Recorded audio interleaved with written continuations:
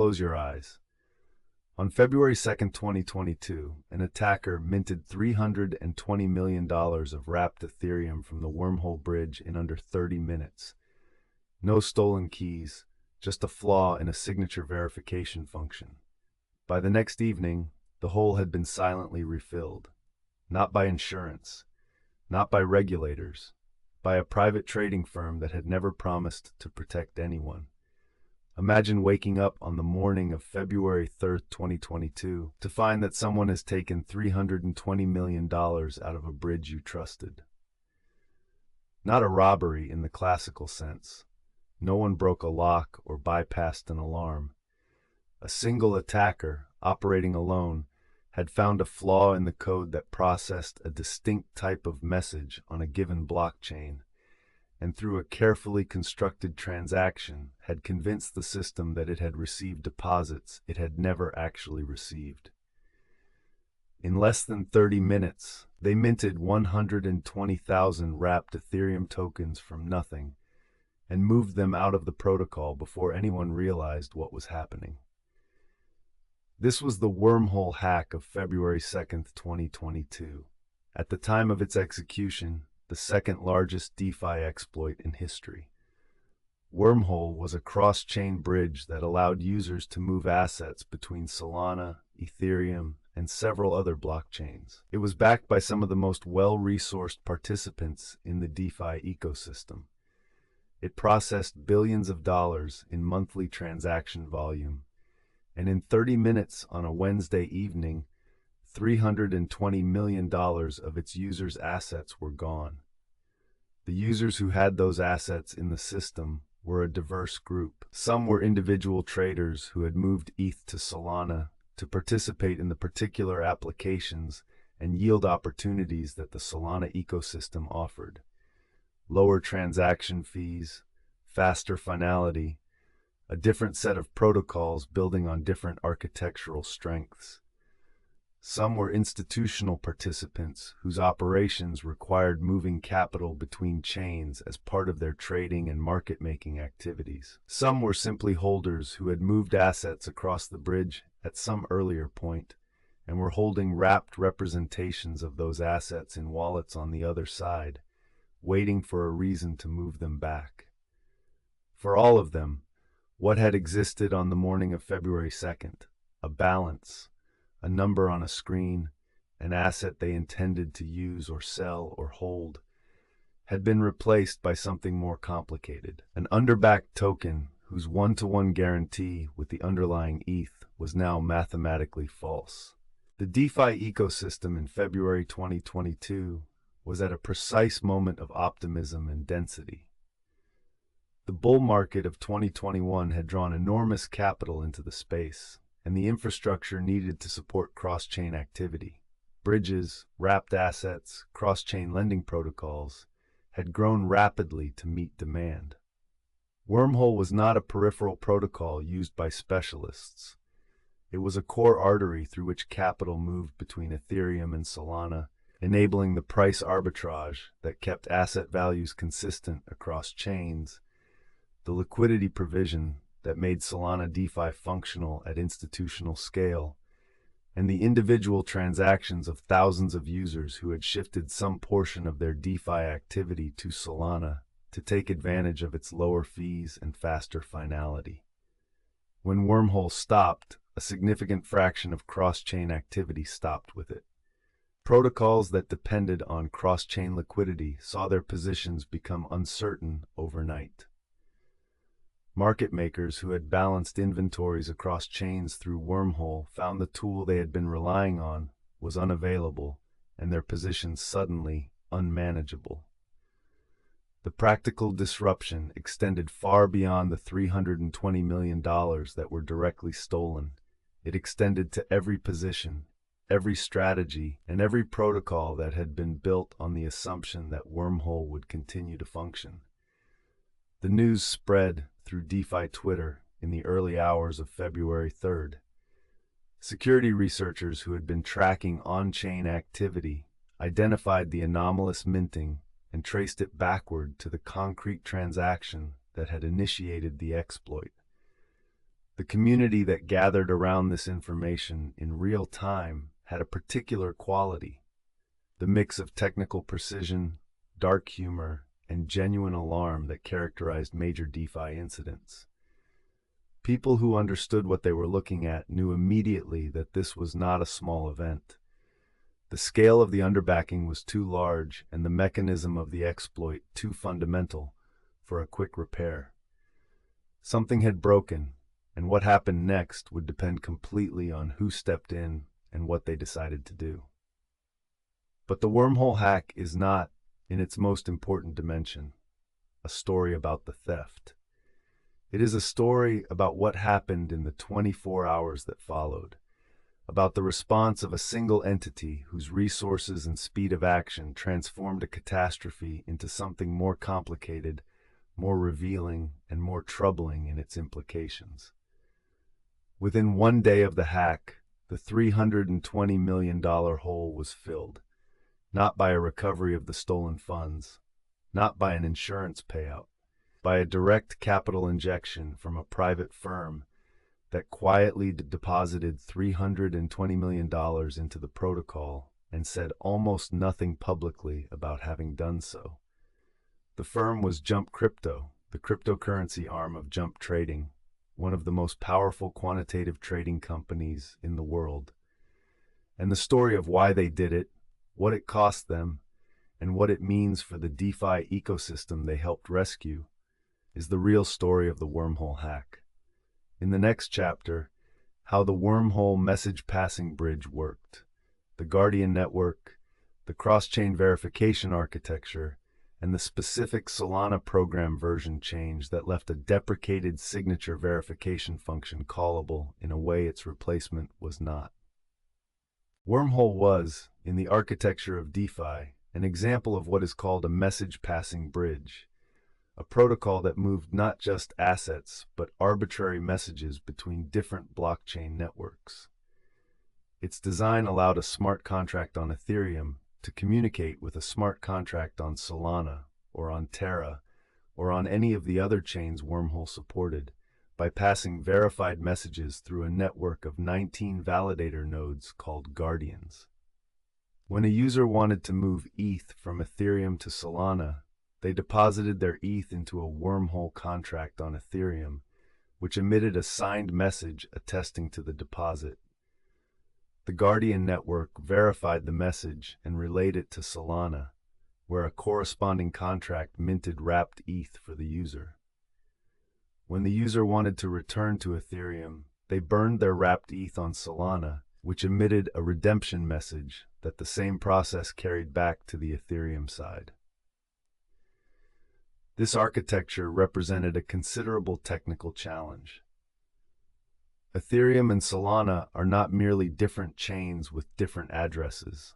They are fundamentally different environments with different programming models, different consensus mechanisms, and different representations of data and state. Ethereum smart contracts are written in Solidity and run on the Ethereum virtual machine. Solana's programs are written in Rust and run on a wholly different execution environment. Making them communicate reliably required building translation layers on both sides, operating a validator network that observed both chains simultaneously, and writing contract code in each chain's native environment that correctly interpreted messages originating in the other's format.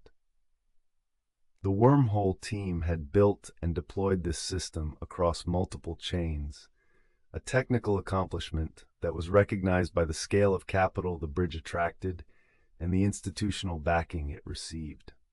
The Solana ecosystem in early 2022 had attracted major DeFi activity for reasons directly connected to why Wormhole existed and why such large amounts of capital were moving through it.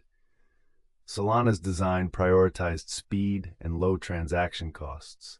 Transactions confirmed in roughly 400 milliseconds for a fee of a fraction of a cent, compared to Ethereum's slower blocks and fees that during busy periods could reach tens or hundreds of dollars per transaction.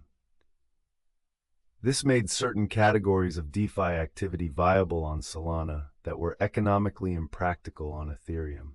frequent small trades, automated strategies that required many transactions per day, yield farming operations where the transaction cost of claiming and reinvesting rewards determined whether the strategy was profitable. Wormhole was the primary mechanism through the security of this architecture depended fully on the integrity of the Guardian network and the correctness of the contracts that processed their messages.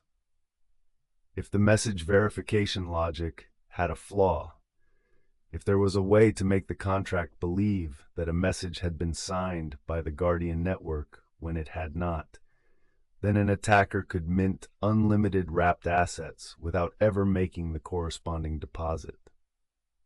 This was the exact threat model that the Wormhole team's security reviews were supposed to address, and the distinct attack surface that the bug bounty program was intended to incentivize external researchers to test.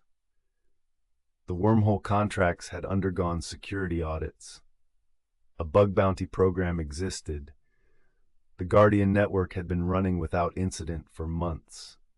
And yet, somewhere in the contract that handled the verification of Guardian signatures on Solana, there was a flaw, an actual function that was supposed to check whether a submitted signature set was valid, but that, under particular conditions, could be bypassed by constructing a message that referenced a deprecated verification instruction. The Solana programming model had evolved between the version that Wormhole was originally built on and the version that was current at the time of the hack. And the older signature verification instruction that Wormhole's contract called had been deprecated in a way that changed how its return values were interpreted. The calling contract had not been updated to handle this change. Jump Trading was founded in 1999 in Chicago as a proprietary trading firm focused on futures and options markets. It grew over 2 decades into one of the dominant quantitative trading operations in the world, known for sophisticated algorithmic strategies, an intensely competitive internal culture, and a willingness to enter new markets before they became crowded. The firm operated with a degree of secrecy typical of the best proprietary trading operations. Its positions, strategies, and financials were not public, and its leadership cultivated a reputation for letting results speak rather than communications.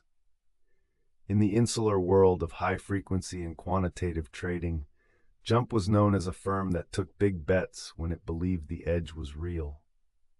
Jump Crypto was established as its cryptocurrency division, not a separate company, but a unit within Jump's broader organization. Sometime around 2015, initially to trade Bitcoin and the early generation of crypto assets as they developed enough liquidity to be tradable at the size Jump required.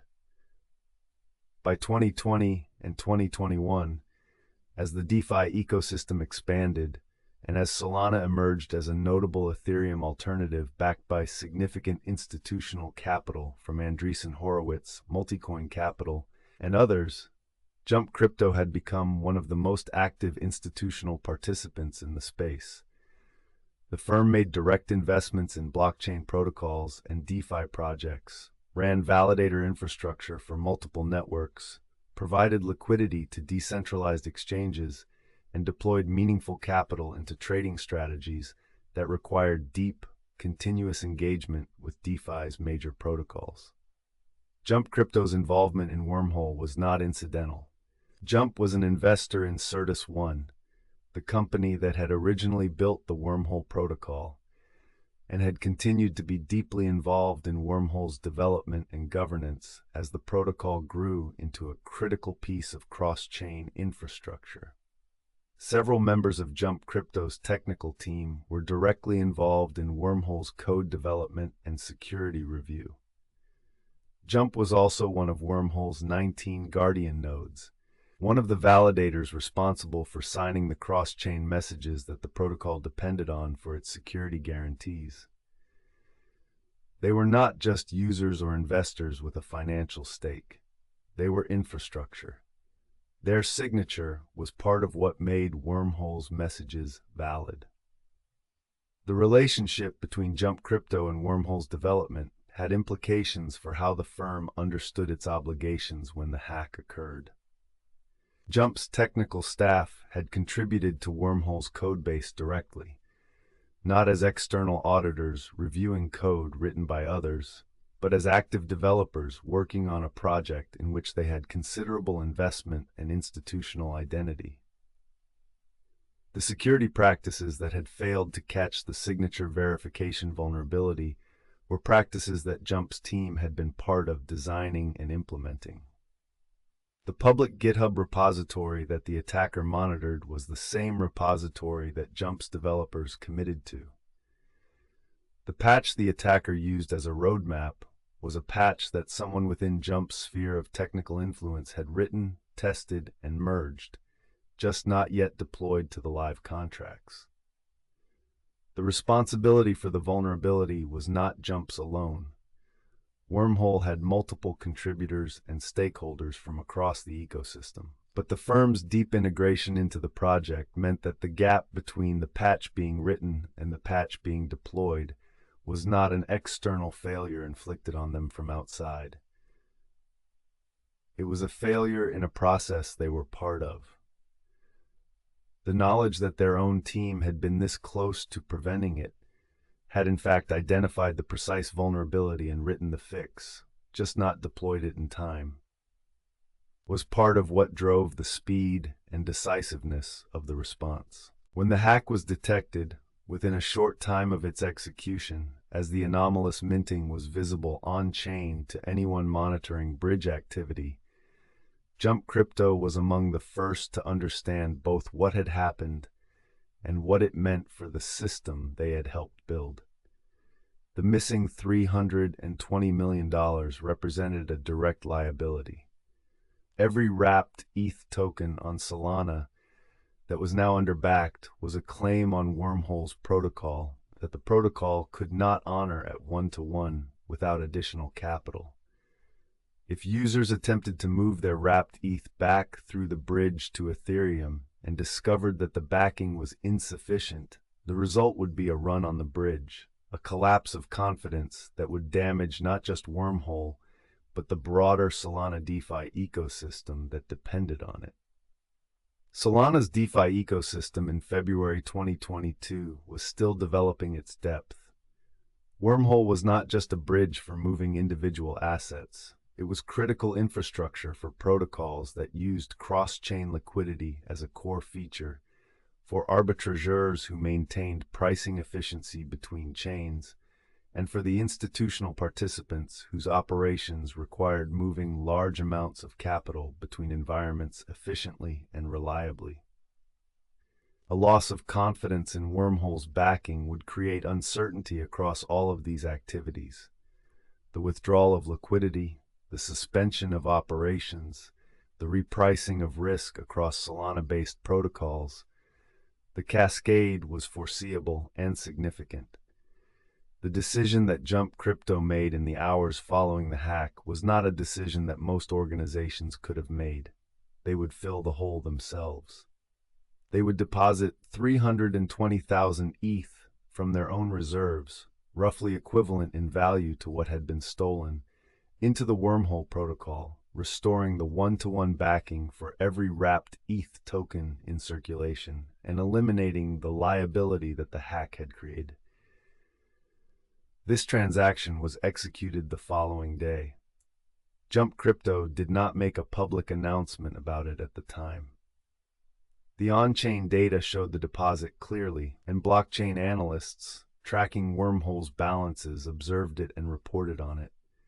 But Jump's public communications about the event were minimal, focused on the vulnerability, the patch, the restart of the protocol, with the capital injection treated as a background operational fact rather than the extraordinary unilateral rescue operation it was.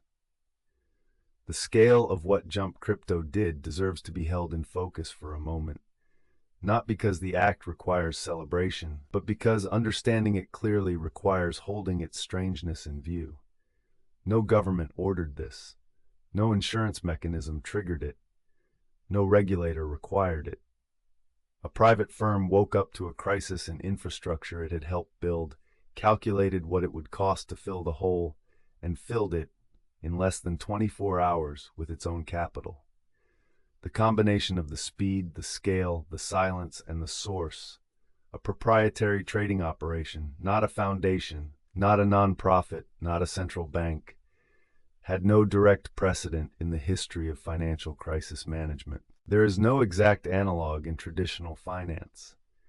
When a bank's reserves prove insufficient, the government insures deposits, provides emergency liquidity, or facilitates an acquisition, but through mechanisms that take days or weeks, involve public announcements, and draw on public resources or regulated insurance funds rather than private balance sheets.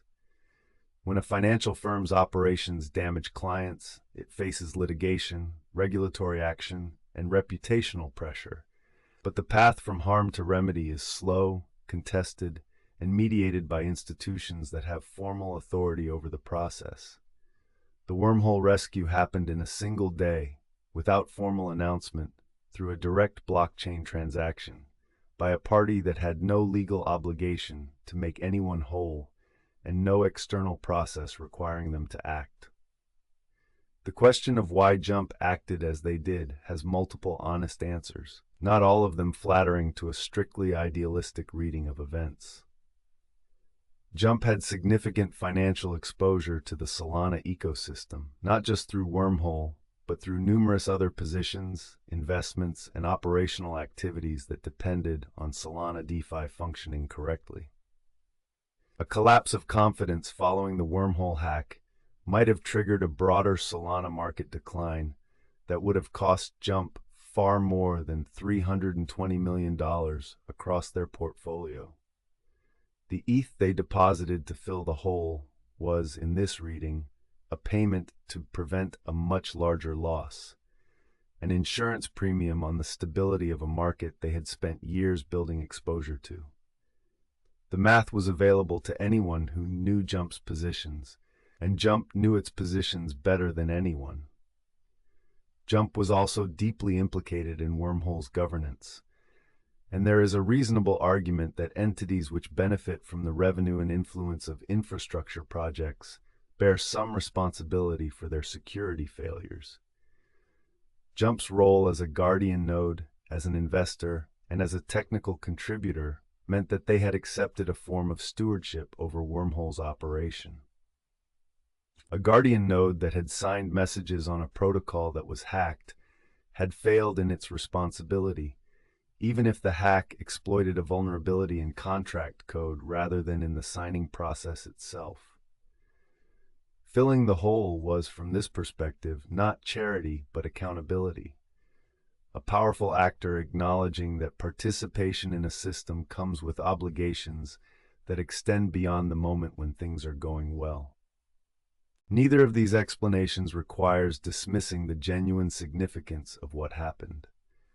Whatever Jump's motivations, self-interest, accountability, or some genuine concern for the users who had been harmed, the outcome was that the users who held wrapped ETH on Solana that morning woke up to find their assets fully backed.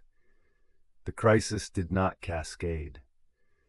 The DeFi ecosystem absorbed an event that, without the intervention, might have caused much broader damage. The DeFi community's reaction to the rescue was layered in a way that simple celebration could not fully capture. There was immediate relief that users had been protected, genuine and widespread, expressed in the particular register of DeFi Twitter, gratitude mixed with technical analysis, relief mixed with pointed observation. Alongside the relief was a quieter recognition that circulated in the more philosophically attentive parts of the community, an acknowledgement that the terms on which users had been protected raised questions that the relief tended to suppress. The users whose wrapped ETH had been filled were fine, for now, but the filling of the hole had been completely discretionary. Jump had acted because it was in their interest to act, and because the precise alignment of interests in this concrete case had made the rescue rational for them. There was no contract, no commitment, no on-chain mechanism that had guaranteed the rescue would happen. if Jump's financial interests had pointed the other way, if the cost of filling the hole had exceeded the benefit of preserving their Solana positions, there would have been no rescue, and no mechanism would have compelled one. The user's protection had rested not on code, but on the private calculations of a trading firm that had never publicly committed to bearing this kind of liability. In a system whose fundamental premise was that users should not have to trust the calculations of powerful private actors, this was a notable gap between aspiration and practice. The combination of practical self-interest and something resembling institutional responsibility produced an outcome that benefited people who had no direct relationship with Jump, and who would never know whose capital had been deployed to protect them. The $320 million that the attacker extracted did not disappear into untraceable obscurity. Most of it, the 80,000 ETH that had been moved back to Ethereum, sat in wallets that were immediately visible to blockchain analysts and immediately flagged by the major centralized exchanges that would have been needed to convert the ETH into fiat currency at any meaningful scale. The attacker's position was, in a particular sense, worse than it appeared from the outside. The transparency of the Ethereum blockchain meant that every movement of the stolen funds was visible in real time to the same community that had watched the hack unfold. Blockchain analytics firms, companies whose business was specifically tracing the movement of crypto assets through the pseudonymous transaction graph, began analyzing the stolen funds immediately. The movements were cataloged. The wallets were labeled. The methodology that blockchain analytics firms applied to the stolen Wormhole funds had become increasingly sophisticated by 2022. The field had grown substantially from the early days of Bitcoin tracing, when analysis relied primarily on clustering addresses that appeared to be controlled by the same entity based on co-spending patterns. Modern blockchain forensics combined clustering analysis with exchange identification, the ability to recognize deposits and withdrawals at individual exchanges based on their characteristic transaction patterns, with behavioral profiling of the suspect address over time, and with subpoena-based acquisition of KYC data from exchanges where funds had flowed. The combination allowed analysts to build a detailed picture of stolen funds movement, even through mixing services, by accumulating corroborating evidence across multiple investigative threads that converged on the same underlying actor. An attacker who had successfully obscured one linkage through Tornado Cash might still be identifiable through a timing correlation, a fee payment pattern, or a small amount of test transaction that failed to go through the mixer, that connected their new address back to an old one. The blockchain does not forget any of these details. The transaction record that the Wormhole attacker wrote on February 2, 2022, was available to investigators 2 years later in exactly the state it had been in the day it was written. Every transaction, every address, every fee paid, every timestamp intact, waiting for an analyst with the right tools to draw the threads together into a picture that could be handed to a prosecutor. The attacker had stolen $320 million and made the theft permanently legible to anyone who knew how to read it.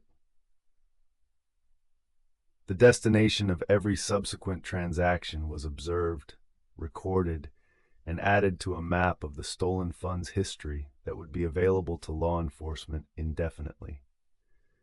The attacker made an attempt to move funds through Tornado Cash, the privacy protocol that had been used by numerous DeFi hackers to obscure the origin of stolen funds. Tornado Cash worked by pooling deposits from multiple users and allowing withdrawals to new addresses, breaking the on-chain linkage between deposit and withdrawal that blockchain analytics relied on. Some amount of ETH moved through Tornado Cash in the weeks following the hack. In August 2022, the United States Treasury Department sanctioned Tornado Cash itself, designating it as a tool used predominantly for money laundering and adding its smart contract addresses to a list of sanctioned entities that U.S. persons were prohibited from interacting with. The Wormhole hack was among the major cases cited in the sanctions documentation as evidence of the protocol's role in facilitating theft at scale. The Wormhole team posted a public message offering the attacker a white hat bounty, $10 million in exchange for returning the stolen funds, with no legal action taken. This was, at the time, the largest white hat bounty offer in DeFi history.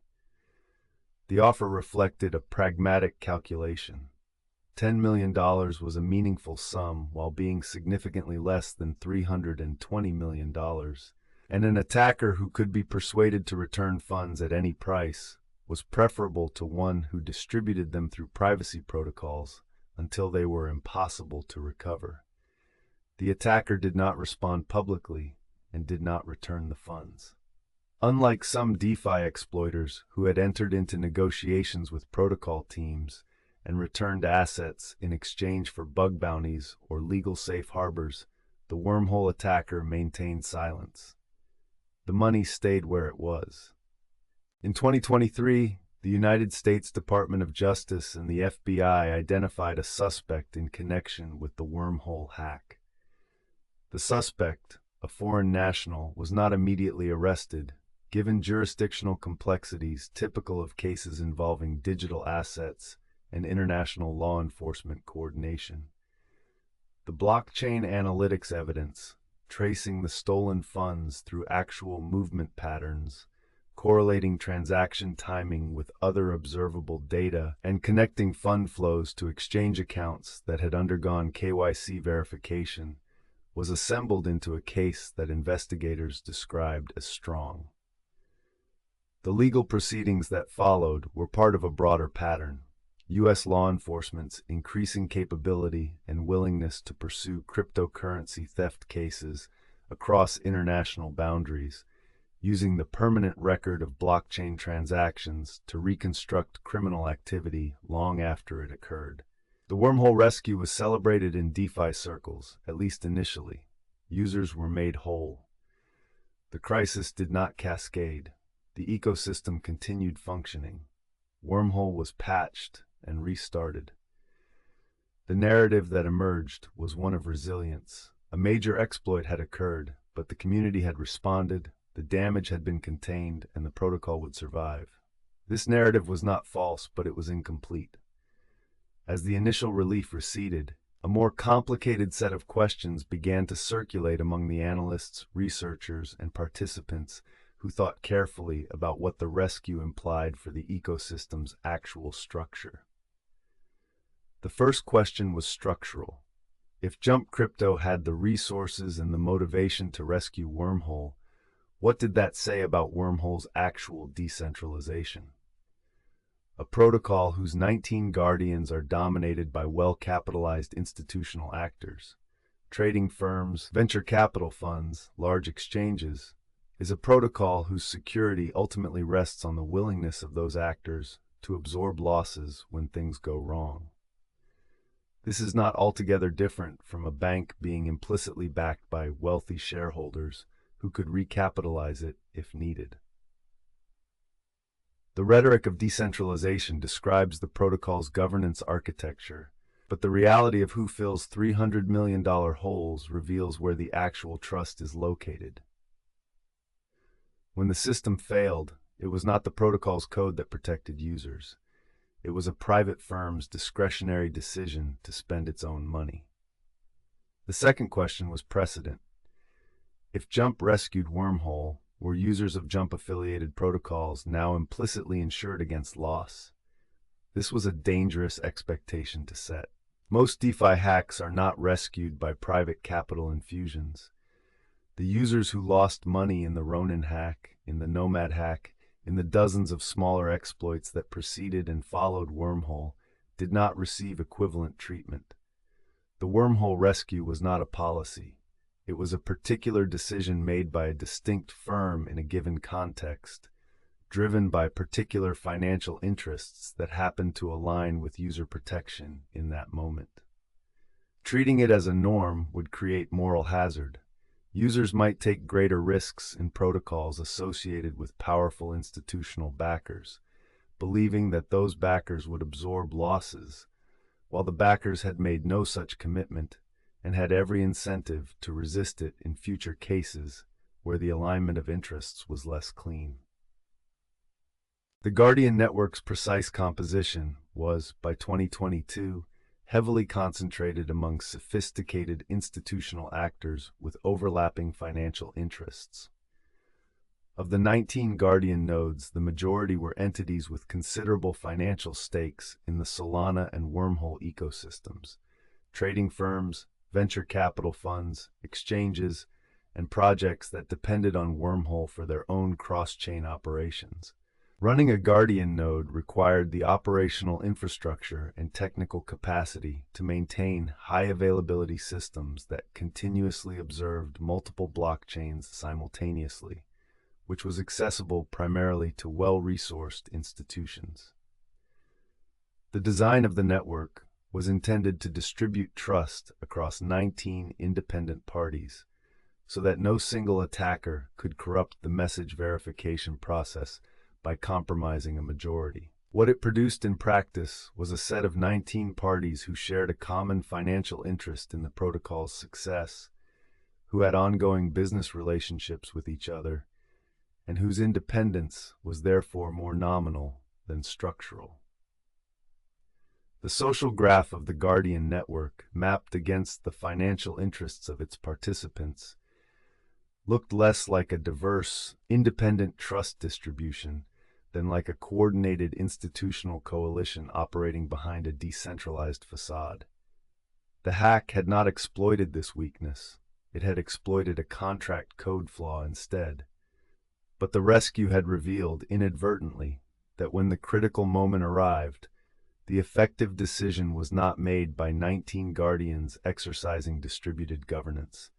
It was made by one Guardian, acting unilaterally because it was in their interest to do so. The distributed governance architecture had been present throughout. It had been irrelevant to the outcome. The third question was the most philosophically interesting. What does it mean for DeFi's foundational claims if its most prominent crises are resolved by the intervention of exactly the kind of well-resourced centralized actors that DeFi was supposed to make unnecessary?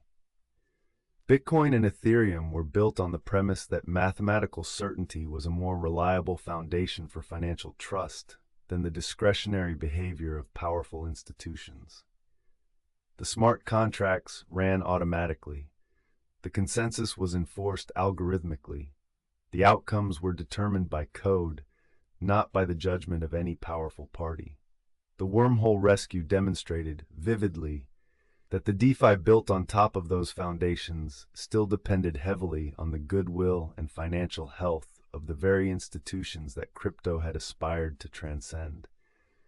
The Guardian network signed, the protocol processed transactions, the code executed, and when the most critical moment arrived, a catastrophic loss requiring a response, the mechanism that actually protected users was a trading firm in Chicago, making a decision and sending a transaction. The Wormhole hack joined a growing list of major bridge exploits that established cross-chain bridges as the most dangerous category of DeFi infrastructure.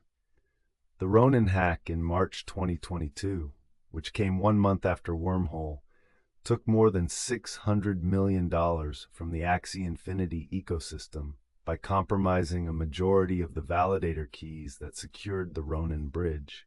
5 of 9 validator keys in the hands of a single attacker, obtained through a social engineering operation that the Axie team later attributed to North Korea's Lazarus Group.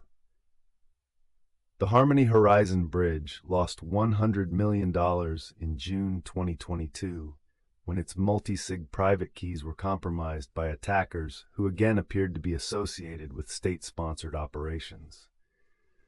The Nomad hack in August 2022 drained nearly $190 million through a completely different mechanism. An initialization error in the contract's message validation logic that allowed any user who had seen the first exploit transaction to copy it and extract funds themselves. In the span of a single year, more than $1 billion was stolen from cross-chain bridge protocols. The pattern was consistent enough to constitute a clear lesson. Bridges are not like other DeFi protocols. A decentralized exchange or a lending protocol holds assets in smart contracts whose logic can be audited and formally verified with reasonable confidence. A bridge holds assets in contracts whose security depends not just on the contract code, but on the correctness of the off-chain relayer network, the correctness of message verification logic across multiple heterogeneous blockchain environments, and the operational security of the validator keys that sign the cross-chain messages. Each of these attack surfaces is larger and more complex than anything a typical DeFi application presents.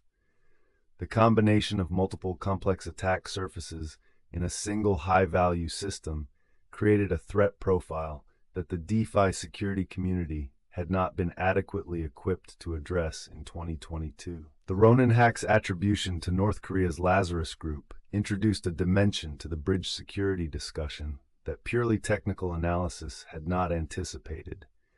The threat model for cross-chain bridges included not just each opportunistic hackers, but nation-state actors with major operational security capabilities, social engineering resources, and a concrete geopolitical motivation to accumulate cryptocurrency outside the reach of international sanctions.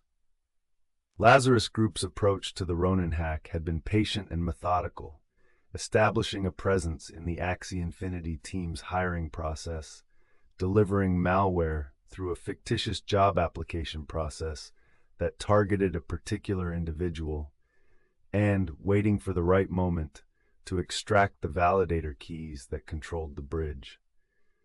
The theft of $625 million was the most valuable single cryptocurrency theft in history to that point. The U.S. government and multiple allied intelligence agencies attributed the operation to North Korea within weeks of its execution, drawing on blockchain forensics combined with intelligence from other sources. The implication for bridge security was uncomfortable. No amount of smart contract auditing or formal verification of on-chain code could protect against a sophisticated social engineering campaign targeting the humans who managed the validator infrastructure. Bridge security was not purely a technical problem. It was an operational problem, a human problem, and in some cases a geopolitical problem. A problem whose solution required the same operational discipline that the most security-conscious financial institutions applied to protecting their key management processes. In an environment where developers trained in software engineering were being asked to apply the operational habits of intelligence services. The response from the DeFi security community was substantive and in some respects transformative. Multiple bridge protocols commissioned comprehensive security reviews specifically focused on the attack vectors that the major hacks had revealed. New bridge designs emerged that relied on different trust models, optimistic bridges that assumed transfers were valid unless explicitly challenged within a waiting period, zero-knowledge bridges that used cryptographic proofs to verify cross-chain state without relying on any validator network, and more conservative designs that accepted slower finality in exchange for stronger security guarantees. The zero-knowledge approach attracted significant interest. If the correctness of a cross-chain message could be verified mathematically, without any trusted validators, the attack surface of the bridge would be reduced to the soundness of the cryptographic proof system itself, a much narrower target than the combination of smart contract code, validator key management, and network infrastructure that conventional bridges exposed. The zero-knowledge bridge approach attracted the most serious technical attention from researchers who had concluded that conventional validator-based bridge security was fundamentally inadequate for the amounts of value that bridges were being asked to protect. The core idea was to use zero-knowledge proofs, cryptographic constructions that allowed one party to prove to another that a statement was true without revealing any information beyond the truth of the statement, to verify cross-chain state transitions mathematically rather than relying on any set of external validators to attest that a deposit had occurred. If a Solana contract could be presented with a zero-knowledge proof that an actual deposit transaction had been included in a particular Ethereum block, and if that proof could be verified on-chain without trusting any third party, then the entire attack surface of Guardian nodes, private keys, and message-passing infrastructure would disappear. The security guarantee would reduce to the hardness of the underlying cryptographic problem, a much narrower target, and one that does not have a human element that social engineering can exploit. The technical challenges of this approach were notable. Generating zero-knowledge proofs of blockchain state transitions was computationally expensive in 2022. The verification time and cost made some designs impractical for high-frequency use, and the cryptographic tooling for building these proofs against the distinct state representations of each blockchain was still early. But the research community's investment in the problem grew substantially after Wormhole and Ronin. Projects like ZK Bridge, developed by a team at UC Berkeley, and Succinct Labs demonstrated working implementations and published the methodology, contributing to a growing body of work that treated the bridge security problem as a cryptography problem rather than an infrastructure problem. The practical deployment of these systems at scale remained a medium-term goal in 2022. The direction they pointed was clear. Wormhole itself was rebuilt and redeployed with the vulnerability patched and with an upgraded Guardian architecture intended to be more resistant to the class of exploit that had drained it. The protocol continued to operate, and by 2023, it was again processing significant transaction volumes. The brand damage from the hack was real, but recoverable, in part because the user funds had been made whole, and in part because the DeFi community had come to evaluate protocols on their response to crises as much as on whether crises occurred. A protocol that was hacked but responded transparently, improved its security architecture, and in this given case had its users fully protected, was in some respects better understood than a protocol that had never been tested. Jump Crypto's financial position in the period following the Wormhole rescue was complicated by the broader market dynamics of 2022. The $320 million deposit had been made in February, when ETH prices were near their cycle highs. Over the following months, as the crypto market entered a severe bear phase, driven initially by the collapse of the Terra ecosystem, and then by the cascade of insolvencies that followed, the value of Jump's various positions across DeFi declined sharply. The ETH that Jump had deposited into Wormhole, purchased at one set of prices, deposited to fill a hole, now sitting in a protocol whose total value locked had declined with the market, represented a loss in real terms even beyond the nominal $320 million. Jump Crypto had been deeply involved in the Terra ecosystem, which collapsed catastrophically in May 2022. The firm had been a meaningful holder of Luna and had participated in the Luna Foundation Guard's Bitcoin purchase program intended to backstop UST's dollar peg. This program worked by accumulating a reserve of Bitcoin that could be deployed to defend the peg algorithmically when demand for UST fell below supply. Jump's participation in this program was considerable. When UST's peg collapsed and the Luna Foundation Guard's Bitcoin reserve was deployed and lost in a futile defense of the peg, Jump sustained losses that analysts estimated to be significant, though the private firm's actual figures were never publicly confirmed. The combination of the Wormhole deposit and the Terra exposure made 2022 difficult in a way that the firm had not publicly anticipated when it entered the year. Jump Crypto also faced scrutiny related to its role in the Terra ecosystem's period before the collapse. A lawsuit named Jump Crypto as a party in allegations related to stabilization operations that had maintained UST's peg during an earlier stress event in May 2021.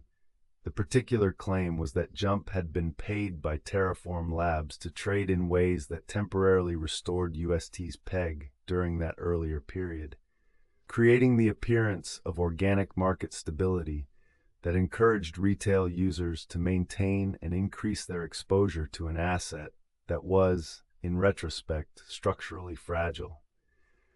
These allegations were part of the broader legal proceedings surrounding the Terra collapse, and the question of whether Jump's stabilization activities had been properly disclosed and whether they constituted market manipulation remained contested through 2024. The year 2022 was, in retrospect, a stress test for every institutional participant in the DeFi ecosystem, and Jump's experience was not unique in its severity. The total market capitalization of cryptocurrencies fell from approximately $3 trillion at its peak in November 2021 to below $1 trillion by December 2022, a decline that affected every position, every strategy, and every institutional balance sheet in the space. For firms that had been building leveraged exposure during the bull market, under assumptions about liquidity and correlation that the bear market invalidated, the losses were significant. Three Arrows Capital, once one of the most prominent crypto hedge funds in the world, with billions under management and deep relationships throughout the institutional ecosystem, filed for bankruptcy in June 2022 when it could not meet margin calls as its over-leveraged positions collapsed. Celsius Network and Voyager Digital, two of the largest retail crypto lenders, collapsed within weeks of each other in July. FTX, the exchange that had positioned itself as the most responsible adult in the room, collapsed in November. The institutional landscape that had defined DeFi at the beginning of 2022 had been substantially rearranged by year's end, with every major actor either diminished, under legal scrutiny, or gone. Jump Crypto was not among those that collapsed, but it was not among those that emerged with their standing intact, either. The combination of the Terra exposure, the ongoing Wormhole scrutiny, and the regulatory attention that the broader industry was attracting produced a quieter, more defensive posture from one of the firms that had most visibly positioned itself as DeFi's institutional backbone. The reputation that Jump Crypto had built through the Wormhole rescue, the image of a firm willing to use its extraordinary resources to protect users in a crisis, was complicated by its involvement in a different crisis that caused far greater harm. Rescuing Wormhole had cost $320 million and earned genuine goodwill from users who had been protected. The questions surrounding Terra implicated the same institutional scale and the same capacity for decisive unilateral action, deployed toward outcomes that were, for the retail users who lost everything in the Luna collapse, catastrophically different. The same firm, the same resources, the same willingness to move large capital quickly, producing one outcome that protected users and another that may have contributed to their harm. The Wormhole story sits at an intersection of themes that run through the entire history of DeFi. The gap between architectural decentralization and practical centralization, the role of large institutional actors in a space that aspired to eliminate them, and the question of what it means to trust a financial system when that trust ultimately rests on the discretionary behavior of powerful actors rather than on mathematical guarantees. Cross-chain bridges are, in the most fundamental sense, trust intermediaries.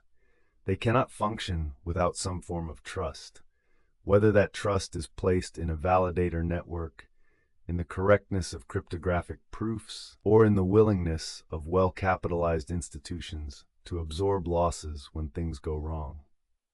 The dream of a perfectly trustless cross-chain ecosystem has not been realized and may not be realizable with current technology. Every bridge design makes trade-offs between decentralization, security, speed, and cost that necessarily involve some form of trust assumption.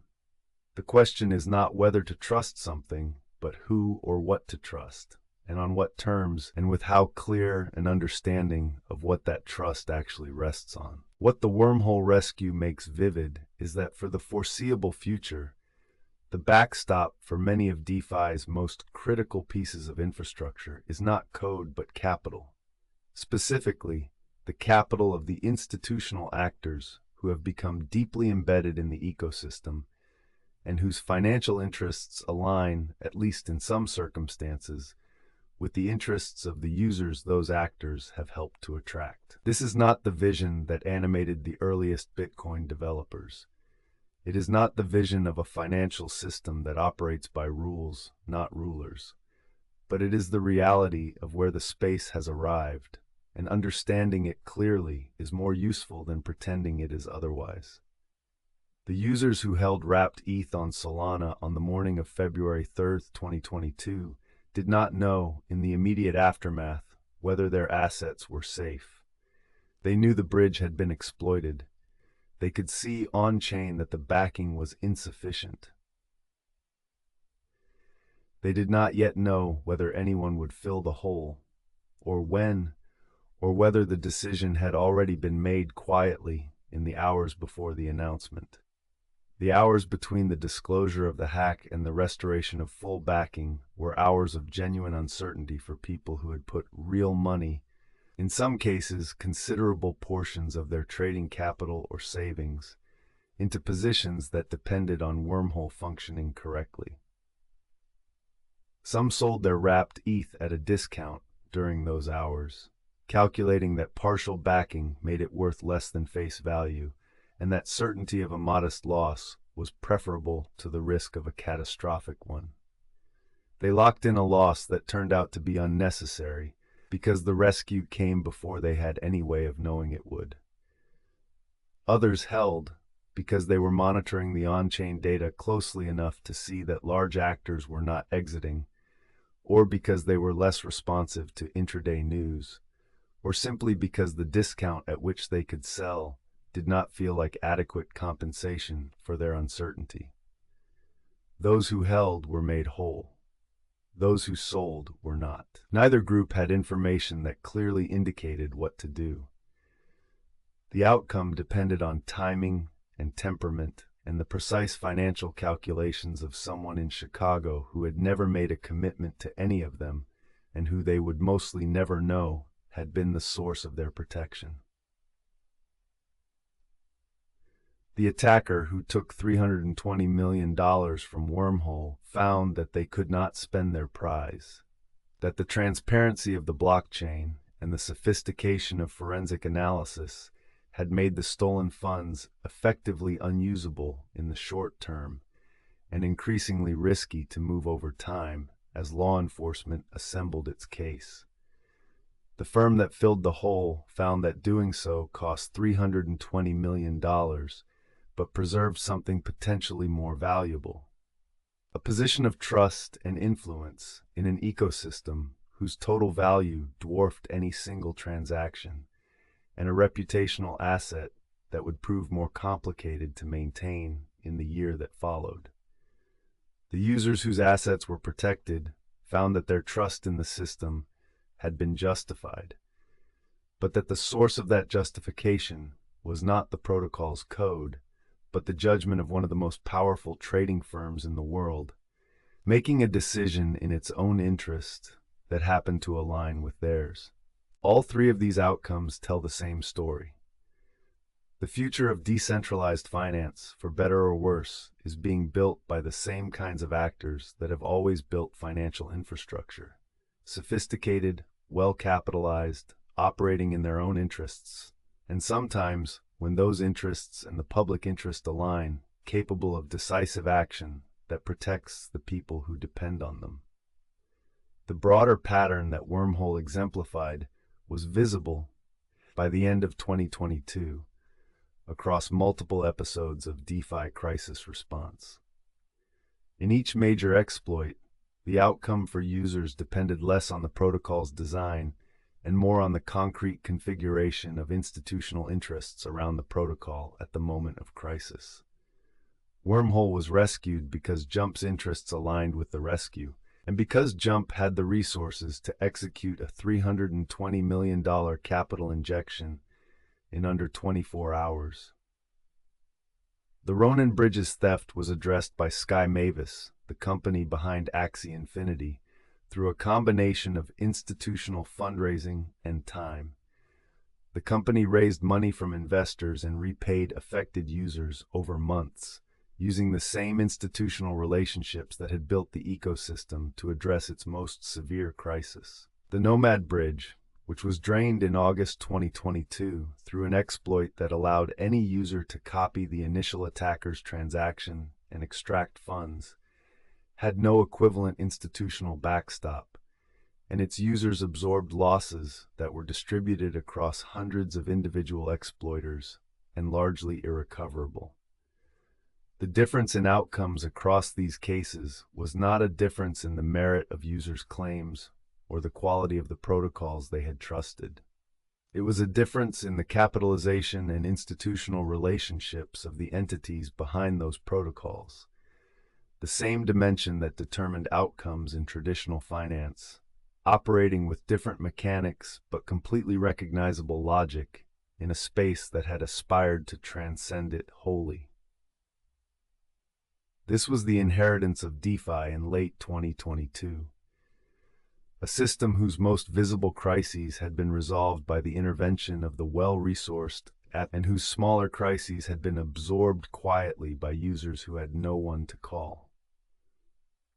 The question of whether this is an adequate foundation for a financial system that aspires to serve everyone is not settled. It is being answered, incrementally, by the particular decisions that individual actors make when the stakes are real and the clocks are running. Close your eyes again if they have opened in the darkness. Somewhere on the Ethereum blockchain, the transaction that moved 320,000 ETH from Jump Crypto's wallets into the Wormhole protocol is permanently recorded. A single line in a ledger that no one controls and no one can alter. It happened. It cannot be unmade.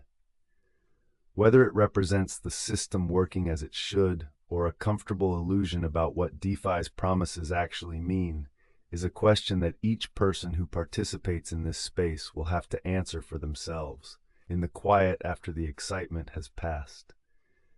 The bridge is still there. Assets are still crossing it, in both directions, millions of dollars every day. The vulnerability has been patched. The Guardian network has been upgraded. The $300 million deposit has been absorbed into the history of a protocol that was broken, and then by an actual firm's particular decision made whole again. The money moved. The crisis resolved. The questions it raised did not. Let the night settle. Let the complexity of money and trust and infrastructure rest alongside you. You are safe. You are still. Rest.